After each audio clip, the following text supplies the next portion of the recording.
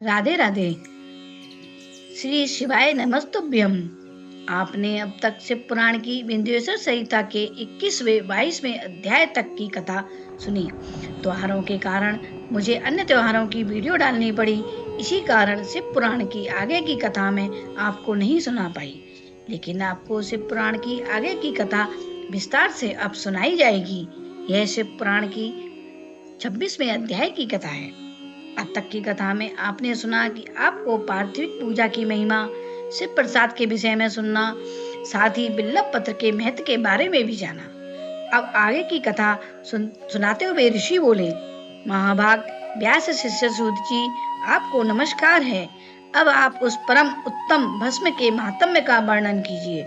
भस्म महात्म्य, रुद्राक्ष महात्म्य तथा उत्तम नाम का महात्म्य, इन तीनों का परम प्रसन्नता पूर्वक वर्णन कीजिए और हमारे हृदय को आनंदित दीजिए।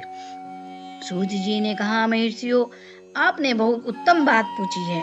यह सभी लोगों के लिए हितकारी विषय है। जो लोग भगवान शिव की उपासना करते हैं वे धन्य हैं, कृतार्थ हैं। उनका देह धारण करना सफल है तथा उनके सभी कुल का उद्धार हो गया। जिनके मुख में भगवान शिव का नाम है, जो अपने मुख से सदाशिव और शिव आदि नामों का उच्चारण करते हैं, पाप उनका उसी तरह स्पर्श नहीं करते जैसे खाद्य वृक्ष के अंगार को छूने का साहस कोई भी प्राणी नहीं कर सकता।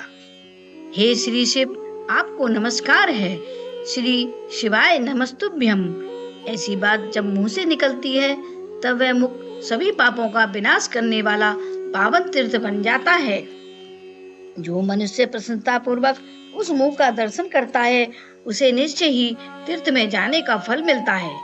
ब्राह्मणों, शिव का नाम, भस्म तथा रुद्राक्ष, ये तीनों चीज त्रिवेणी के समान परम पुण्य में माने गए हैं। जहाँ ये तीनों शुभ वस्तुएं हमेशा रहती हैं, उसके दर्शन मात्र से मनुष्य त्रिवेणी स्नान का फल पा लेता है। भगवान शिव का नाम गंगा है, भस्म यमुना मानी गई है और रुद्राक्ष को सरस्वती माना गया है। इन तीनों की मिली हुई त्रिवेणी सभी पापों का नाश करने वाली है। श्रेष्ठ ब्राह्मणों, इन तीनों की महिमा को सच्चे हृदय वाले भगवान शिव के बिना दूसरा कोई नहीं जानता है। इस ब्रह्मांड में जो कुछ है वे सब तो केवल महेश्वर ही जानते हैं। हे ब्राह्मणों, मैं अपनी श्रद्धा भक्ति के अनुसार संक्षेप में भगवान के नामों की महिमा का कुछ वर्णन करता हूँ। तुम सब लोग प्रेम पूर्वक सुनो। यह भगवान के नाम का महात्म्य सभी पापों को हर लेने वाला सबसे अच्छा साधन है। शिव इस नाम रूपी दावानल से महान पातक रूपी पर्वत आसानी से भस्म हो जाता है। यह सत्य है, सत्य है, इसमें संशय नहीं है।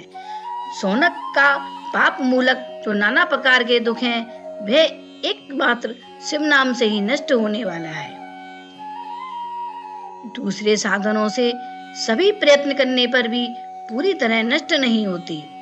जो मनुष्य इस भूमि पर हमेशा भगवान शिव के नामों के जप में ही लगा हुआ है, वे वेदों का ज्ञाता है, वह पूर्ण आत्मा है, वह धन्यवाद का पात्र है तथा वह विद्वान माना गया है। मुनि जिनका शिव नाम जपने में विश्वास है, उनके द्वारा आचरित नाना प्रकार के धर्म तत्काल फल देने के लिए उत्सुक हो जाते हैं। महिष से भगवान शिव के नाम से जितने पाप नष्ट होते हैं, उतने पाप मनुष्य इस भूतल पर कर नहीं सकते। जो शिव नाम रूपी नौका पर आरूढ़ हो संसार रूपी समुद्र को पार करते हैं, उनके जन्म मरण रूप संसार के मूलभूत वे सारे पाप निश्चय ही नष्ट हो जाते हैं। महामुने, संसार के मूलभूत पातक रूपी पादपों का शिव नाम रूपी कुठार से निश्चय ही नाश हो जाता है। जो पाप रूपी दावानल से पीड़ित हैं, उन्हें शिव नाम रूपी अमृत का पान करना चाहिए। पापों के दावानल से दग्ध होने वाले लोगों को उस शिव नाना अमृत के बिना शांति नहीं मिल सकती। जो शिव नाम रूपी सुधा की दृष्ट जनित धारा में गोते लगा रहे हैं, वे संसार रूपी दावानल के बीच में खड़े होने पर भी कदापि शोक के भागी नहीं होते। जिन महात्माओं के मन में शिव नाम के प्रति बड़ी भारी भक्ति है, ऐसे लोगों की सहसा और हर जगह मुक्ति होती है। मुनीश्वर, जिसने अनेक जन्मों तक तपस्या की है, उसी की शिव नाम के प्रति भक्ति होती है, जो सभी पापों का नाश करने वाली है। जिसके मन में भगवान शिव के नाम के प्रति कभी खंडित न होने वाली असाधारण भक्ति प्रकट हुई है, उसी के लिए मोक्ष सुलभ है। यह मेरा मत है। जो अनेक पाप करके भी भगवान शिव के नाम जप में आदर पूर्वक लग गया है, वह सभी पापों से मुक्त हो ही जाता है, इसमें संशय नहीं है। जैसे जंगल में दावानल से जले हुए पेड़ भस्म हो जाते हैं, उसी प्रकार शिव नाम रूपी दावानल से जले होकर उस समय तक के सारे पाप भस्म हो जाते हैं। सोनक, जिनके अंग रोज भस्म लगाने से पवित्र हो गए हैं तथा जो शिव नाम जप का आदर करने लग गया है, वह घोर संसार सागर को भी पार कर लेता है। सभी वेदों को पढ़ करके पहले के महर्षियों ने यही निश्चित किया है कि भगवान शिव के नाम का जप संसार सागर को पार करने के लिए सबसे अच्छा उपाय है। मुनिवरों, ज्यादा कहने से क्या लाभ। मैं शिव नाम के सभी पापों को हरने वाले महात्मा का एक ही श्लोक में वर्णन करता हूँ। भगवान शंकर के एक नाम में भी पाप हरण की जितनी शक्ति है, उतना पातक मनुष्य कभी नहीं कर सकता। मुने, पहले समय में महापापी राजा इंद्रधुम्न ने शिव नाम के प्रभाव से ही उत्तम सद्गति प्राप्त की थी। इसी तरह कोई ब्राह्मणी युवती थी जो बहुत पाप कर चुकी थी, शिव नाम के प्रभाव से ही उत्तम गति को प्राप्त हुई। ब्राह्मणों, इस प्रकार मैंने तुम्हें भगवान नाम के उत्तम महात्म्य का वर्णन किया है। अब तुम भस्म का महात्म्य सुनो, जो सभी पावन वस्तुओं को भी पावन करने वाली है। महर्षियों, भस्म सभी मंगलों को देने वाला तथा उत्तम है। उसके दो भेद बताए गए हैं, उन भेदों का मैं वर्णन करता हूँ, सावधान होकर सुनो। एक को महाभस्म जानना चाहिए और दूसरे को स्वल्प भस्म। महाभस्म के भी अनेक भेद हैं, वे 3 प्रकार का कहा गया है, स्रोत, स्मार्त और लौकिक। स्वल्प भस्म के भी बहुत से भेदों का वर्णन किया गया है।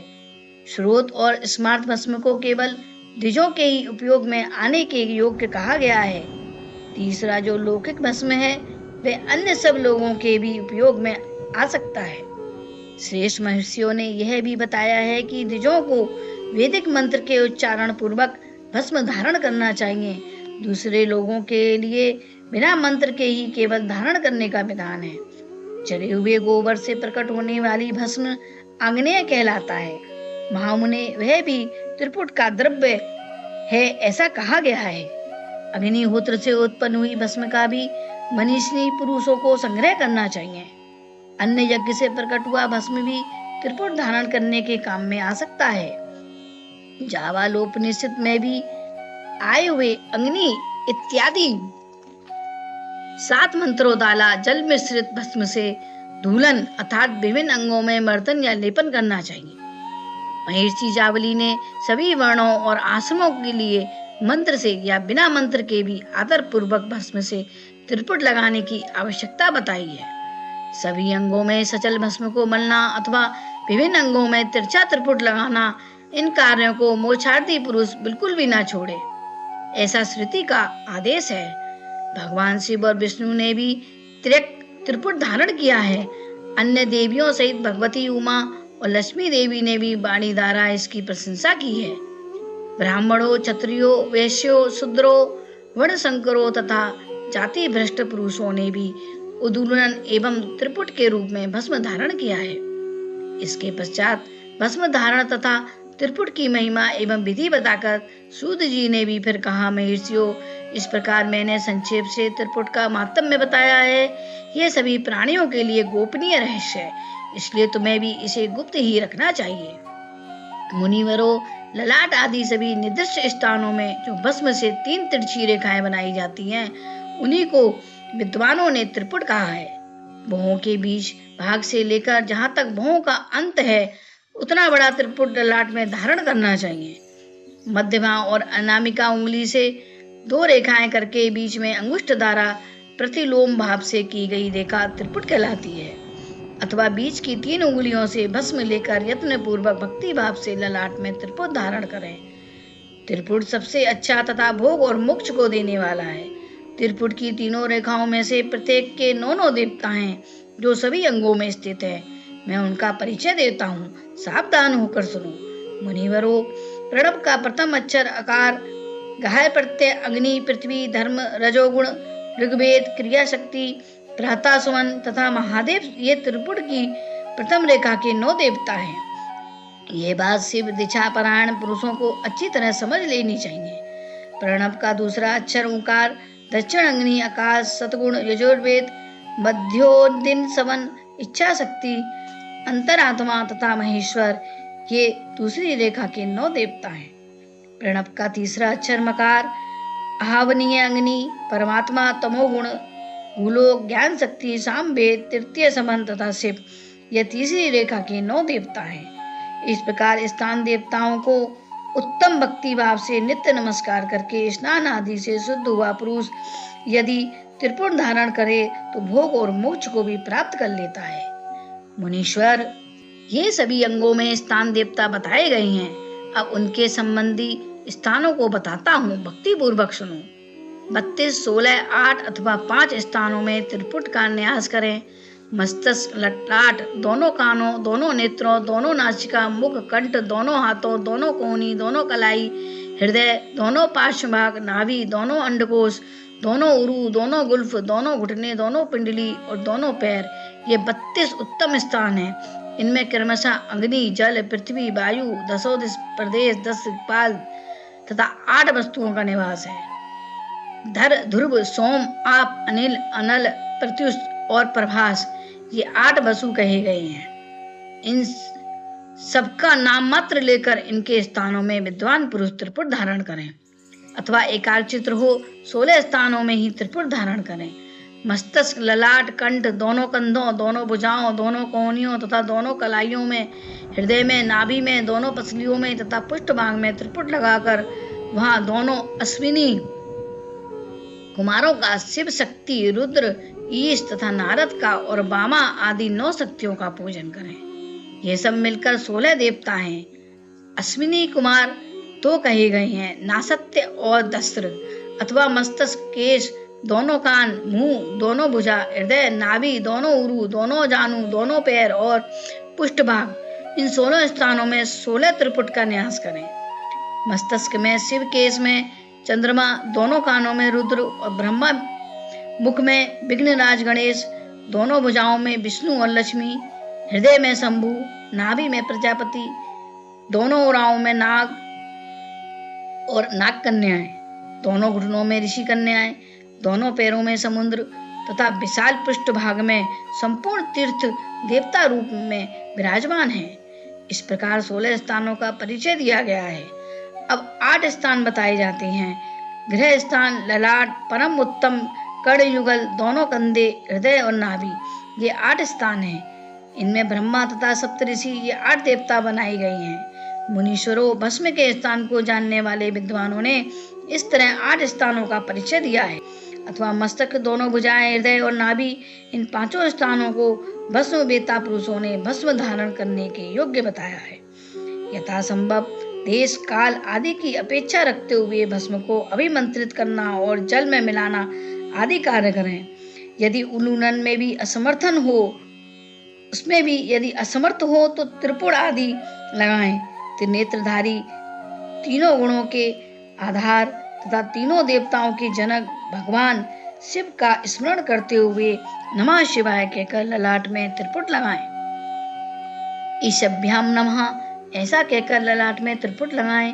ईशाभ्याम नमः ऐसा कहकर दोनों 5 भागों में त्रिपुट धारण करें। बीजाभ्याम नमः यह बोलकर दोनों कलाइयों में भस्म लगावें। पृथ्व्याम नमः कहकर नीचे के अंग में, उमेशाभ्याम नमः कहकर ऊपर के अंग में तथा भीमाय नमः कहकर पीठ में और सिर के पिछले भाग में त्रिपुट लगाना चाहिए। आपको मेरी वीडियो अच्छी लगे तो प्लीज एक लाइक अवश्य करें और चैनल पर नए हो तो सब्सक्राइब करें। इस शिव पुराण की वीडियो को औरों को भी शेयर करें। यह भी एक पुण्य का काम होगा। राधे राधे। हर हर महादेव।